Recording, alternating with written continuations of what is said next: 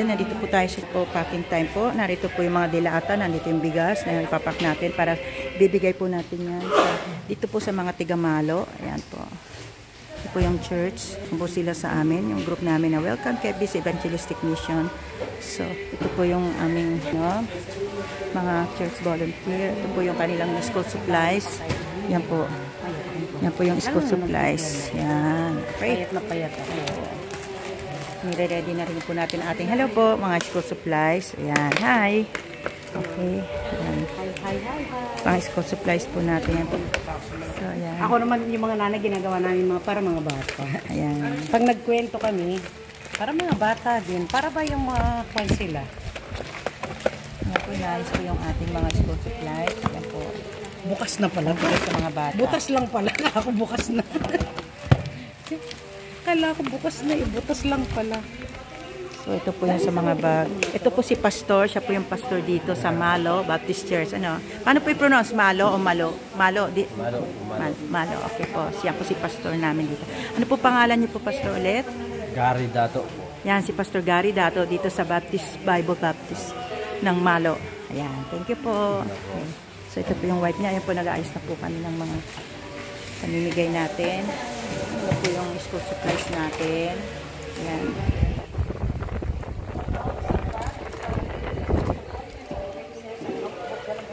So, yan po yung school supplies natin. Ayan. Sa mga elementary yata lapis. So,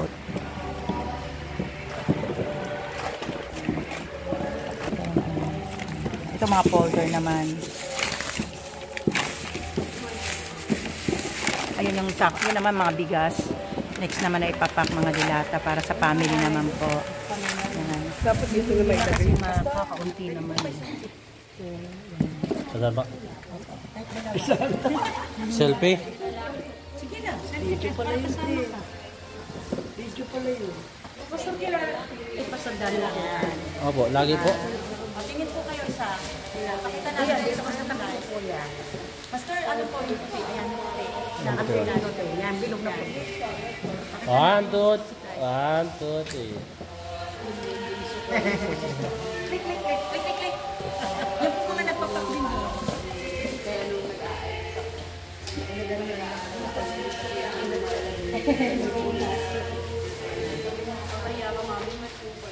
Tingin po, tingin. Tingin po. Ay, hindi ko kita. Ayan. Paano ba magpapak daw nito? Sa plastic bag. Isa. Diyan na ilalagay sa loob ng plastic para kuhan yung lapis, ballpen, pencil. Yung line dyan ilalagay sa bag. Tapos ilalagay sa loob ng bag. Ayun, mas maganda. Diba? Para isipin natin. Start ko pa.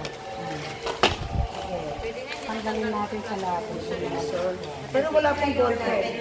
Sa mga elementary, yung talo po yung mga lapis yata. Wala pong ballpen. Yung sa kanya na iba, sa notebook.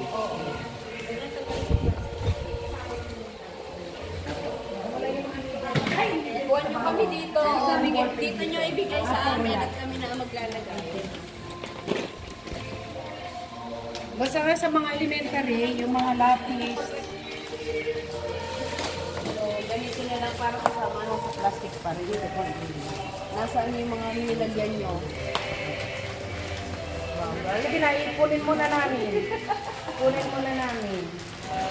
Wala kailangan isang eraser. Ito sa mga high school na ito.